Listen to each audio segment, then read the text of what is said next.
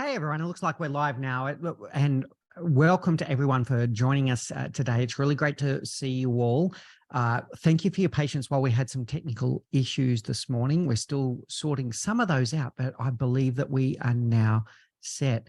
So welcome to this live stream event around emotional intelligence called The Emotionally Intelligent Leader: How to Unlock Your Emotional Intelligence to Become a Better Leader. And that's what we're going to be going through today. Going to be talking a bit about what is emotional intelligence, and also giving you today some practical tips on how you can work on your emotional intelligence over time.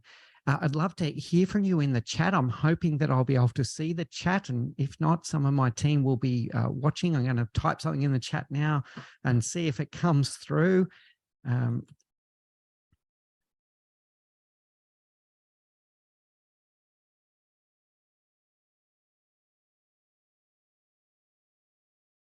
Okay, so I'm just typing something in the chat there. Hopefully you can all see it and you can all see me. If you do have any questions as we go along, please do let me know. So my name is Mick Spiers. If you're connected to me on LinkedIn, there's a good chance that you know who I am.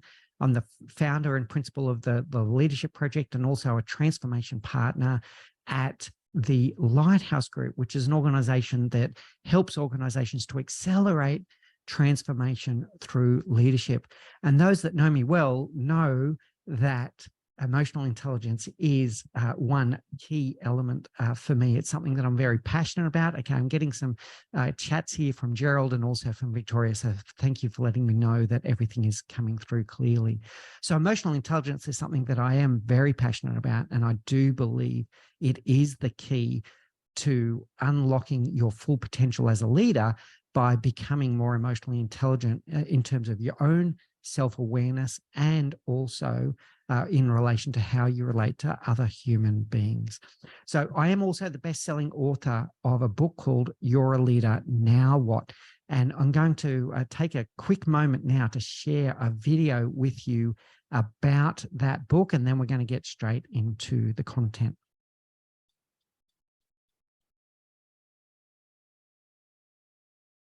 One moment, I'll just do that again. I don't think it actually shared the sound. One moment.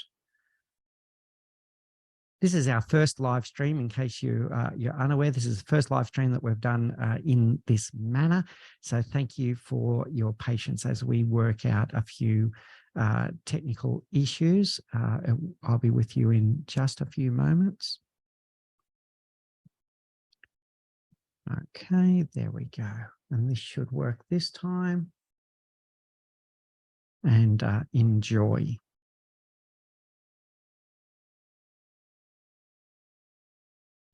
This manner. So thank you for your patience as we work out a few technical issues.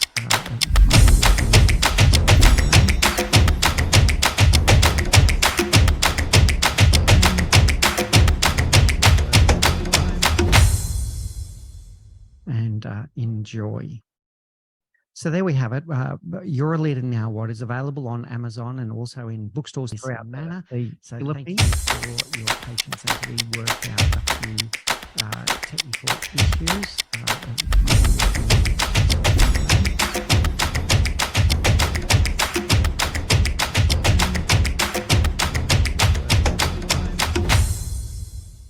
Sorry, and now not letting me not share it. So there we have it.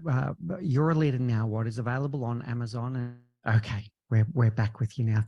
Thank you, and thank you for your patience with technical challenges as they do come up. I do really appreciate it. Got more and more people joining in the chat, so thank you for your time. I'm going to get straight into the content now, so that you get the most out of today's session. So we will be talking about the emotionally intelligent leader. Not share it. So there we have it.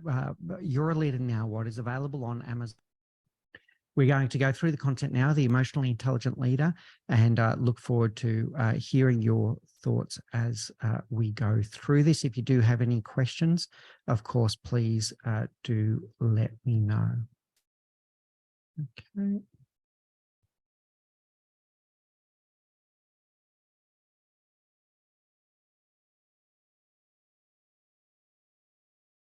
Okay. This should work this time. Thank you for your patience. And I'm hoping that you can see my screen.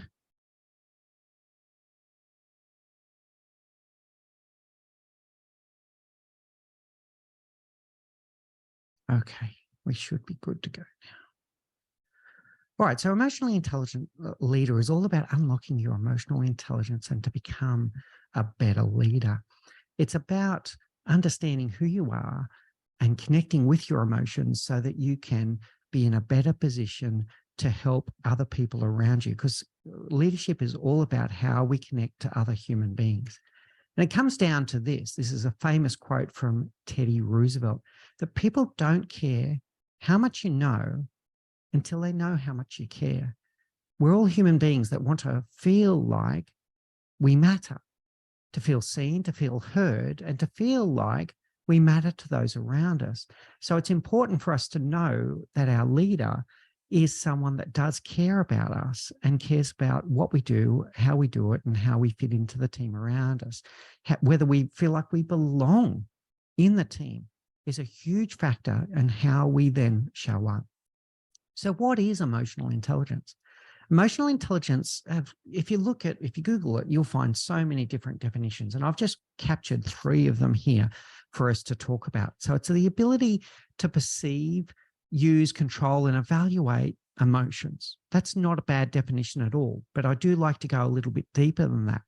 It's the ability to identify and manage one's own emotions as well as the emotions of others.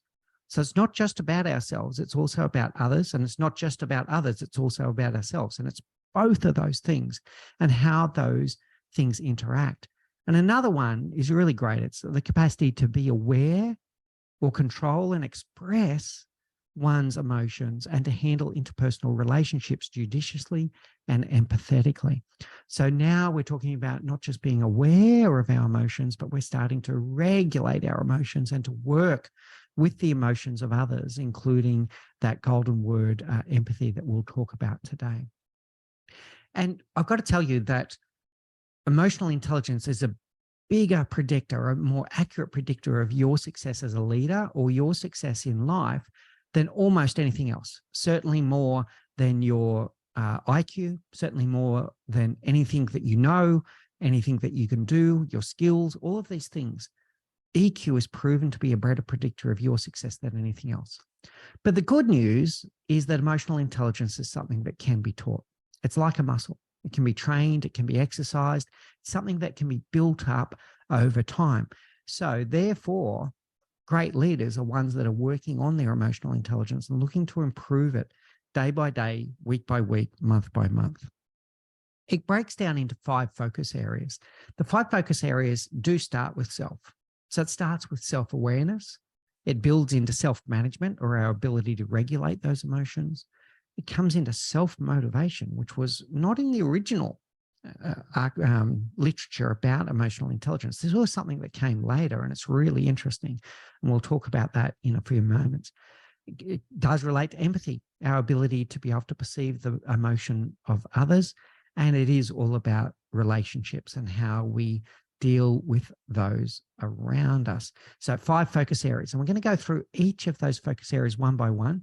We'll start off with a basic slide that talks about what this topic is all about, and then it's followed up with some practical tips on what you can do about it.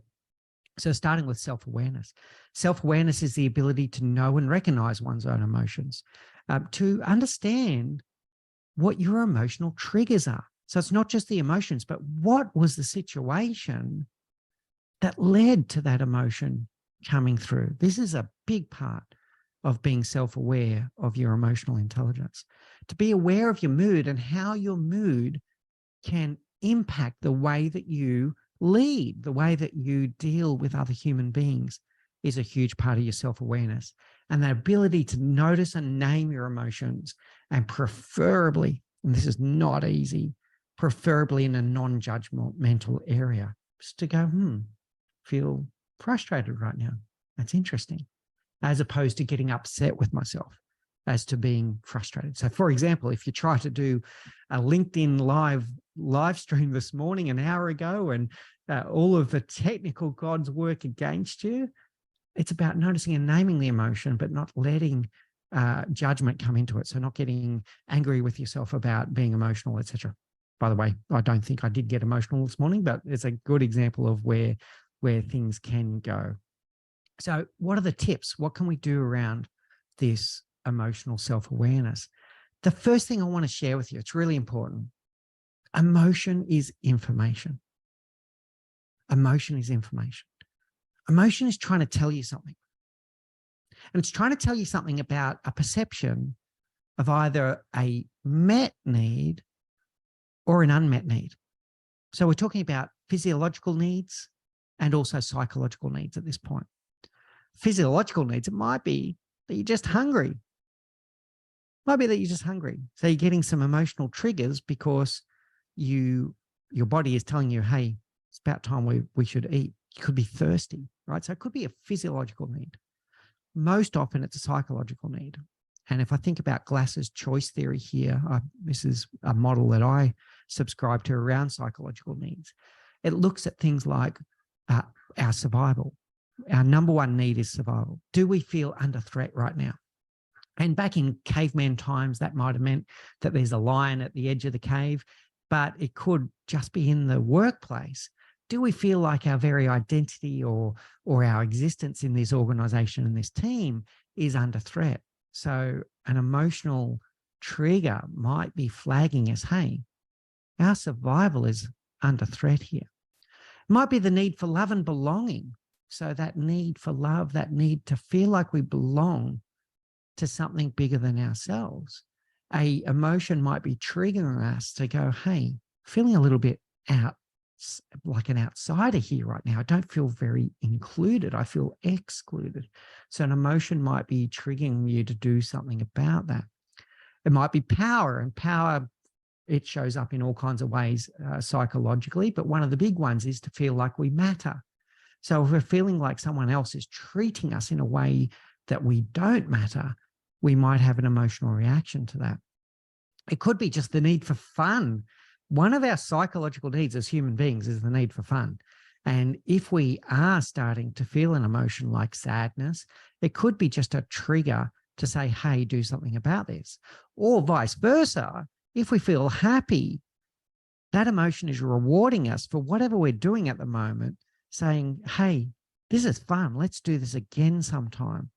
Or it could be our need for freedom. And freedom is our freedom of choice, the feeling that we have that we want to feel that we're in charge of our life, not someone else telling us what to do, that we make decisions. We make decisions that influence our life, etc. And when we feel like those decisions are taken away from us, we can get emotional associated with a lack of freedom of choice, or one that goes along with that is freedom from oppression. If we feel like we're in a oppressed state where other people are coming to us from the side and suppressing or oppressing our freedom, then we're going to have an emotional reaction to that. So if I unpack that a little bit more, this emotion is information. It's trying to tell you about a met or an unmet need. A positive emotion is looking to reward you for a met need, so you might do that again sometime. And a negative emotion is trying to flag to you, hey, one of my psychological, physiological needs is not being met right now. Can you please go and do something about this? So emotion is information. So what do we do with that? Well, we start asking ourselves questions. We get curious. What is this emotion that I'm feeling right now? And to try to identify it with some level of accuracy, because it is quite easy to misinterpret emotion. Why this emotion? Why this emotion and not some other emotion? And why this emotion now? What is it trying to tell me? And along with what is it trying to tell me, how is it serving me? Is it serving me positively? That it's bringing to my attention something that I need to address in my environment? Or is it not serving me because it's just a perception and it's not the reality of what's happening around me? So if I'm starting to make assumptions about what other people think of me, then that's a perception. It's not necessarily what they think of me. So I need to think about whether this emotion is serving me right now. And to do so in a way to also question whether it's impacting my judgment. So if I'm feeling frustrated right now, is that going to impact my judgment? Is it going to impact the decisions and actions that I make in a way that doesn't serve me long time? Also need to consider whether my emotions are impacting others around me. So the emotional state that I'm in will rub off on those around me, but is it doing so in a way that serves me or doesn't serve me? And does it serve others around me? So these are some of the questions that we start asking ourselves. It's one thing to be emotionally self-aware. The more important thing is to get curious about that emotion, to understand what is it telling me, why this emotion now, and is this emotion serving me? Another tip that I can give you is to look at something called an emotions wheel. An emotions wheel helps you map that emotion to work out, well, what's really going on here? What's really going on here? What is the trigger? What is the environmental factor that has led me to feel this right now? So if I am feeling sad, what kind of sad is it? Is it that I feel lonely? Is it that I feel inadequate? Is it that I feel that I don't belong, that there's a lack of inclusion, or I'm feeling excluded around me? But it could also be, I'm really sleepy right now. I'm really tired. And that's leading me to apathy, for example. So you can see the root emotion of sadness can show up in different ways. And if we don't take time to unpack that emotion, we can then react to it in a way that doesn't serve us well. So I encourage you to look at something like an emotion wheel, to think about, well, across all of these emotions, both positive and negative, how might we interpret that emotion, and to be careful that we don't overread the situation or misinterpret the emotion that we're feeling. Because if we're more accurate in our ability to articulate that emotion, we're then in a better position to do something about it, which leads us beautifully to self-management. Our second of the 5 categories is our self-management. And self-management is our ability to then handle those emotions. What are we going to do with them? Once we are noticing and naming that emotion, what are we going to do with it?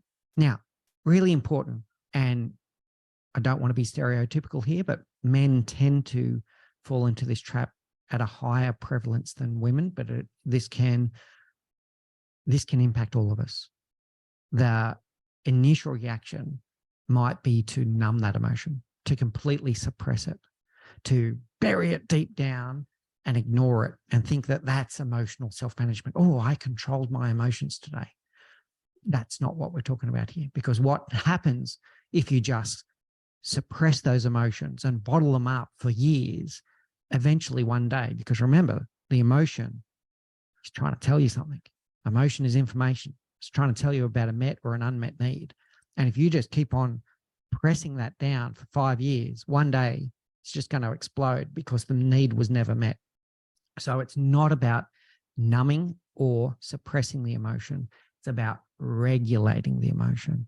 It's about understanding, what is this all about, so that we can then have a regulated response to that emotion, not a big outburst emotional reaction. And we need to do that, including the ability to express that emotion in a healthy way. We need to do that on a regular basis. Otherwise, it does bottle up. Now, some of the tips around self-management. I love this quote from T.D. Jakes. Never make a permanent decision based on a temporary emotion. Never make a permanent decision based on a temporary emotion. So think through, take a few deep breaths. If you are feeling frustrated or angry today, before you act, take a few beats. It only takes 30 seconds, really. Take a few deep breaths, take a few beats where you really think about, what is this emotion? Why this emotion? Why this emotion now? What is it trying to tell me, so that I can create a response to that emotion rather than an instant reaction? So some of the ways you might do this: breathing works. We're not going to get too much into the brain theory here. The triune brain theory from McLean tells us about where in the brain we're functioning, whether it's the root brain, the limbic brain, or the neocortex. But I can tell you that breathing helps you get away from your root brain, from that survival instinct, that fight, flight, or freeze, where you might be impulsive and you might have a reaction instead of a measured response. So breathing works. It helps you get out of your root brain to your limbic brain or your neocortex. Don't react. Take the time to respond and think about how that response is serving you and serving others around you. Be very mindful and start practicing being in the moment. This enables you to better manage your emotions. And if you are someone that would label yourself as being emotive or emotional, you may want to look at the practice of things like meditation to help you build up these muscles over time, that ability to breathe, stop, reflect before you respond, instead of having impulsive reactions. To get to emotional expression, this is perhaps my favorite quote about emotional intelligence right here. And it does illustrate that this is not about suppressing emotion. It's actually about expressing emotion in a healthy way and making sure that we're ready to deal with that emotion in our life in a healthy way for those around us. And this comes from Aristotle. So Aristotle's famous saying is that anyone can be angry. That is easy. But to be angry with the right person, to the right degree, at the right time, for the right reason, in the right way, that is not easy. This is what emotional intelligence is about. It's not about bottling things up. It's not about ignoring emotion. It's about understanding what that emotion is and then using that emotion with the right person, to the right degree, at the right time, for the right reason, and in the right way. And a key element here is that you can replace that word angry with any other emotion and it still works. Anyone can be happy. That is easy. But to be happy with the right person, to the right degree, at the right time, for the right reason, and in the right way, that is not easy. Anyone can be frustrated. That is easy. But to be frustrated with the right person, to the right degree, at the right time, for the right reason, and in the right way, that is not easy. And so on and so forth. So this is what we're talking about when we talk about emotional intelligence. It's not about bottling up emotion. It's about expressing emotion and managing an emotion in the right way at the right time with the right people. All right, our next category is called self-motivation. And this was a new discovery throughout the journey of emotional intelligence. This was not in the original literature. And this is about our ability to harness emotion, to get emotion to work for us instead of against us, to be able to understand how stress impacts our performance. And there's a famous curve called the Yerkes-Dodson curve. And I wish this was mathematical, but it is different for every single human being on the planet. And it's different in every different situation that you might find yourself in. And it's about that ability to harness emotion in a way that achieves optimal performance, but doesn't push us so far that we drop off the other end and we freeze and we go into inaction. So it's this curve from being complacent and sitting there and being apathetic through to being motivated to act, but not being so stressed that we just freeze. So think about deadlines for you or your team. When you're facing a deadline, that deadline is a form of stress. And many people work really great to tight deadlines. Their performance increases as they approach that deadline. But if that deadline is unrealistic, if it's unattainable, they might just give up. That's a great illustration of the Yerkes-Dodson curve. So what do we do here? Get to know your own stress curve. How do you work best? How can you put some little bit of pressure, a little bit of stress on yourself and your team in a way that elevates your performance, but not so much that you freeze and go into inaction? So one of the ways that you might think about this is thinking about something like Parkinson's law. So Parkinson's law tells us that work always fills up to occupy the time that it's afforded to it. So when you're setting deadlines, how can you set deadlines that get people motivated, get people in action, but doesn't put so much pressure on them that they freeze and they give up? So learn the Yerkes-Dodson curve for yourself and for those around you so that you can help get the right level of motivation. Our fourth category is empathy. And empathy shows up in 3 different ways. The first one is called cognitive empathy. Second is emotional empathy. And the third one is empathic concern. And we're going to unpack each of those. And this is our ability to recognize emotion in others and perceptions of others. So cognitive empathy, I use this picture all the time and tell my favorite story. Everyone's heard it before, right? So it's often said that if you're struggling to see someone else's perspective or someone else's point of view, that you should walk a mile in their shoes. That way, if you still don't agree with them, you're a mile away and you have their shoes. Now, jokes aside, perspective is everything here. It's the ability to put ourselves in someone else's shoes and see the world through their eyes. So here's a great illustration of two men, I assume. One is looking at the ground and saying, this is a 6, and the other one saying this is a 9. And the question I've got to ask you is, who's right? The answer is both of them. Or if I'm looking from another angle, I might go, no, it's a G, or it's some other symbol, or it's a drawing. There's all kinds of ways that you can look at this situation, and everyone would be right, and everyone's perception is real for them. So having cognitive empathy is that ability to look at that situation through someone else's eyes and see what they see, and to then acknowledge it. It doesn't even mean that you have to agree with them, but just acknowledging and go, yeah, okay, I can see what you're seeing now, is a huge step forward towards your relationship with that person and to problem solve whatever issue that the two of you are facing at that point. So the ability to see the world through their eyes. And we call this second and third position perspectives. A second position perspective is to look through their eyes. So look at the situation through their eyes, whether it's a emotive problem or a physical problem, whatever it is. See the world through their eyes, and you can have cognitive empathy to understand how they're thinking about what they're seeing.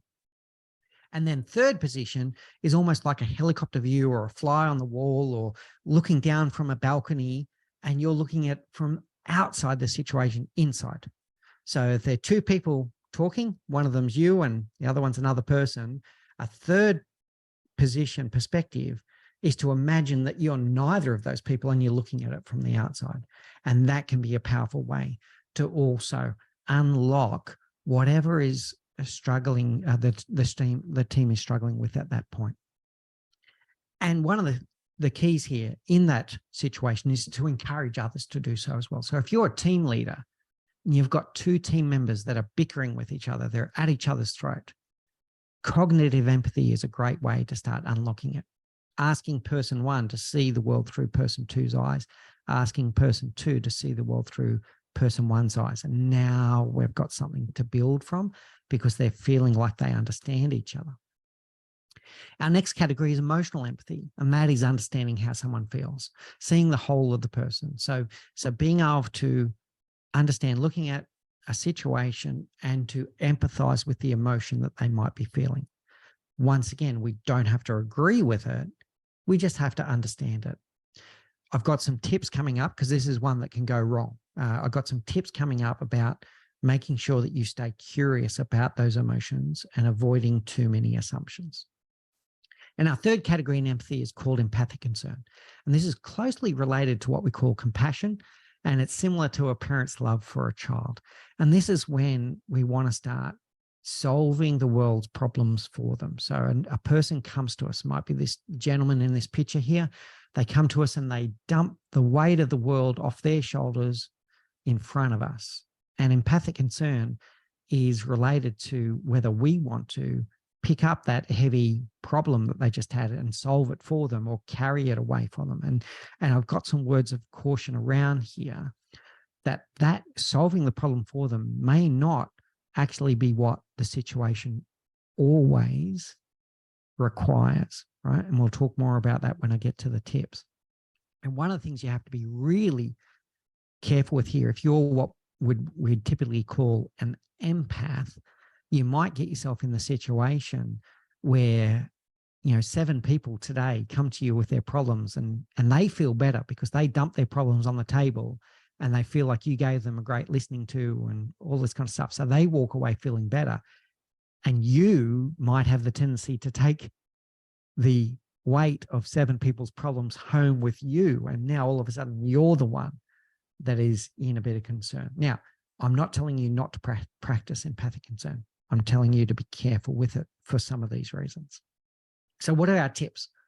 Seek first to understand. I'm sure you've all heard that before, and it's going to come up at least one more time in today's session. Seek first to understand what is going on. Test assumptions and stay curious.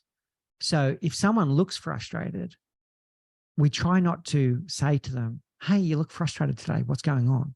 Because that's actually giving the emotion oxygen, and you're the one that's naming the emotion, not them. And you're somehow removing some of that ownership of who owns this emotion. So you go to them and say, well, I noticed that you don't seem yourself today. Is there something going on?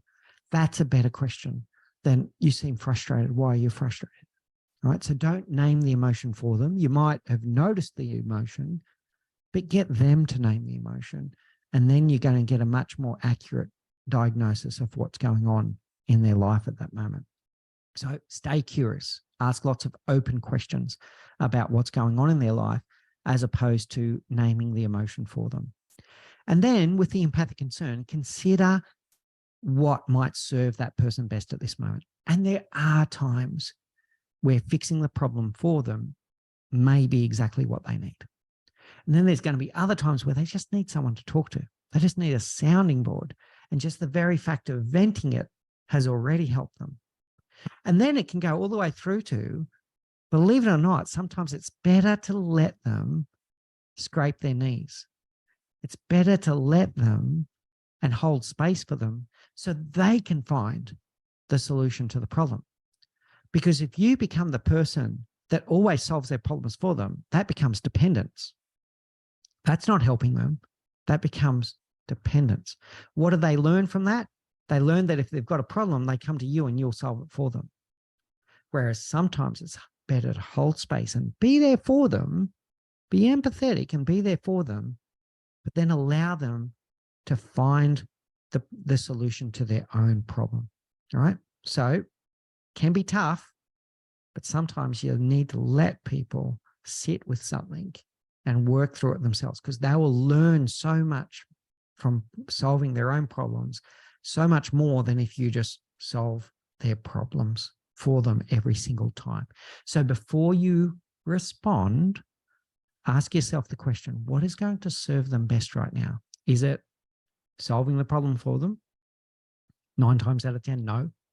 Is it giving them a good listening to? 9 times out of 10, yes.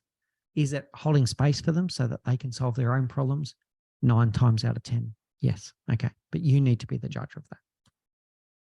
And then it all comes to our relationships, and emotional intelligence is all about how we relate to other human beings.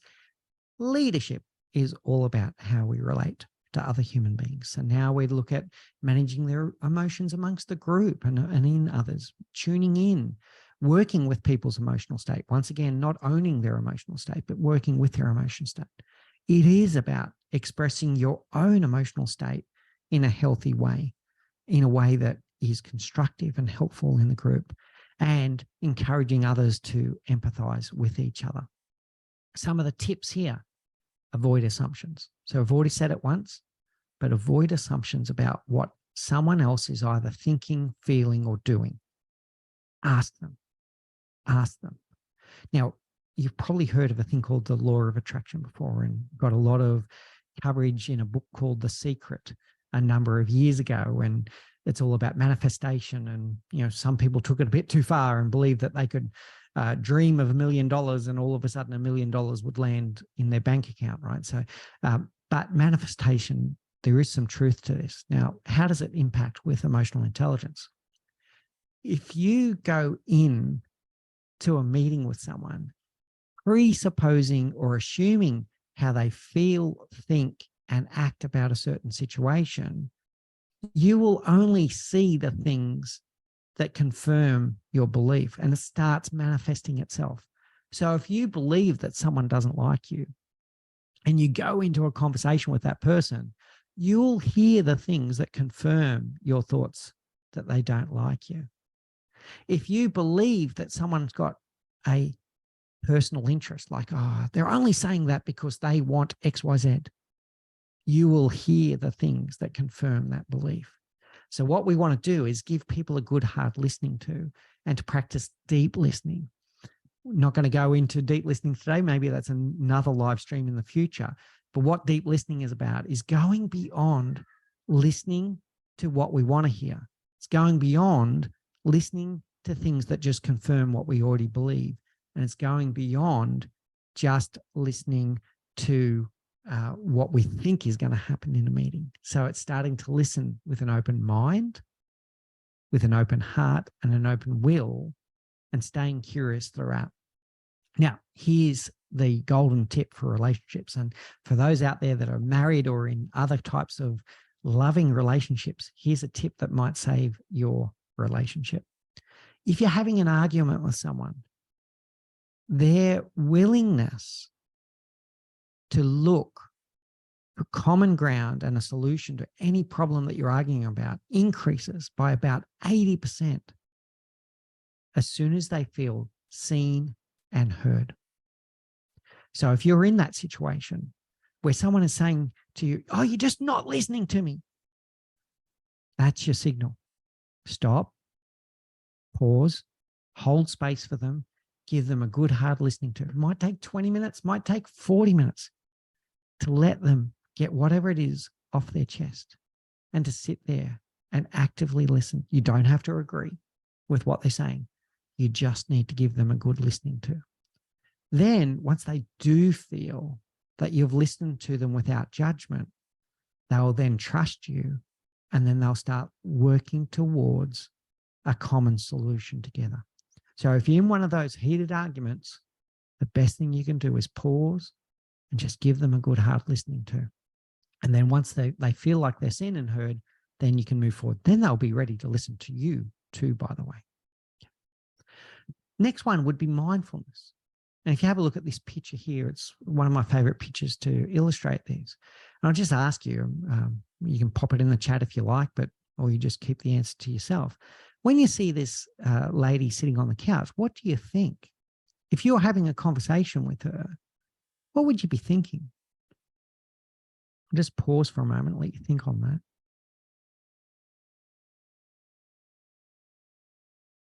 My thoughts would be, is she really listening to me?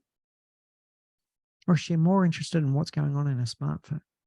And unfortunately, I see this every day. I see this in cafes and restaurants and business meetings where people are distracted by their technology, and I really don't feel like they're 100% here with me. So mindfulness is about thinking about, where am I right now? Why am I here? Am I truly present? Am I present for me? Am I present for others? Do people feel my presence? And you can do this in a virtual world, whether you're on Zoom and Teams meetings all day, or you're physically meeting someone, looking them in the eye and showing them that they are the most important person in your world at that very moment is going to build that trust and build that relationship with them. And ask yourself the question, are we connecting? And what do we need to do to ensure that we are connecting? So put your devices away and practice being mindful and in the moment at any given time. All right. Huge tip for anyone in a loving relationship again, but also those that are in the workplace. Okay. Final tip for you is to also remember that everyone has got some level of emotional intelligence, some more than others. And we need to remember that our teams that we are leading are also noticing and naming, right? So they're observing, they're very observant. If they're in a situation where they're walking around the office every day and they're asking each other questions, oh, is the boss in a good mood today? If that's the situation, we've got a real problem. That means that your emotional state is impacting your judgment, right? So they are noticing, they are naming. And remember that they all want to feel seen, heard, and that they matter. So as a leader, the number one thing that you can do every single day of your leadership career is to go out of your way to ensure that everyone in your team feels seen, feel heard, and feel that they matter to you. Okay. And this will build your emotional intelligence over time, being present, being mindful, and being in the moment with those people. All right. I'll also make one call out. We're about to do our final slide. If you do have any questions or you've got any comments, please do go ahead and pop them in the chat. I'm on a little bit of a delay. So when the chat comes up, I'll probably, it'll probably take 20 or so seconds for me to see it. But if you do have any questions or comments, I would love you to pop those in the chat now. No obligation to do so. But if you do have something you'd like to share or a question that you'd like to ask, please do go ahead and do so. And the final thing I want to share with you is this thing called EQI 2.0. So if you're curious about everything that we've just been talking about, this emotional intelligence and these practical tips on what I can do in the workplace to do something about it, and you want to take it to another level, there is a measurement technique called EQI 2.0 where you can undergo an assessment and undergo coaching around your emotional intelligence, around things like your self-perception, around your ability to express yourself, around your interpersonal relationships, your decision-making, and your stress management. And there's a bunch of subcategories under there where you get asked a bunch of questions and situational assessments to think about how do you relate in different situations, different emotional triggers. And it gives you the ability to then work out, okay, where do I need to do some work? And the idea of EQI 2.0, by the way, is not to score 100 or 120 or 150 on every category. In fact, that's quite impossible because sometimes you're balancing these things. You're balancing your problem solving associated with your ability to be assertive and your self-regard. You're balancing things like your flexibility against your assertiveness and your interdependence. So there's no such thing as a perfect score on emotional intelligence, but it's about understanding the different kind of categories, and for you as a leader, where you might need to do some work, and others where you might want to build on some strengths, because we all know that strength building is just as important as working on our weaknesses. All right, that's the end of today's content. I hope you enjoyed it. The idea was to go live and to share something educational as we go into the break. We do have a comment here from Joanne. Awesome discussion today, Mick. Particularly loved what you said about law of attraction and manifesting our bias. Yeah, well done, Joanne. It's very real. If you go into a discussion with someone with a presupposed idea about what they think, you will hear the things that confirm that belief. Whereas if you go in and you hold space and you stay curious, you might actually find out what they really think, right? Which will be far more powerful. So be careful with law of attraction and manifesting your own bias in any conversation that you have. All right. Thank you for today for everyone that's joined. If I see any more comments, I'll answer them as I close out. But thank you for attending. We had quite a good attendance today. Thank you for joining us on the session. We hope that you learned something today, not just about emotional intelligence, but about some of those practical tips about how you as a leader can unlock your emotional intelligence and become a better leader, not just be aware of it, but what are your intentional actions that you do to be aware, manage, and motivate, and what you do around empathy and relationships. Thank you so much, everyone. This will be our last live stream, I think, for this year, unless we do one next week. Thank you for your patience today that we did start the day with some technical issues that we've now solved, and we look forward to coming back to you with some more live streams around educational content in the near future. If you would like to know more about me and about the team, I encourage you to go to www.mickspiers.com, where you'll see in there details about the book, about our keynote speaking, about other things that we do at the Leadership Project. And for those in organizations and businesses that are looking to accelerate your transformation through leadership, I encourage you to visit the Lighthouse Group, where I'm a transformation partner, where we work with businesses to help them understand what is their north, where is it that they're trying to get, to understand their east, what is their values and beliefs, to understand their souths, what are their limiting beliefs and barriers that are preventing them from getting to where they want to be, and what is their west, what is their action plan on getting them to where they want to go. So it uses a compass analogy. It's called a team navigation, and we really help you to unlock the full power of your team through understanding those things: your direction, your values, your limiting beliefs and barriers, and your action plan to get you to where you want to be. So once again, and if someone can pop that into the chat, mickspiers.com for any information about my book, the Leadership Project podcast, or keynote speaking, and the Lighthouse Group if you're a business that is looking for some help to accelerate your transformation through leadership. That's it for today. If we don't see you between now and the holidays, have a happy holidays and a great break. Take some time to reflect on what you achieved during 2022, and then come back reset and re-energized, ready for an amazing 2023. Thank you, everyone.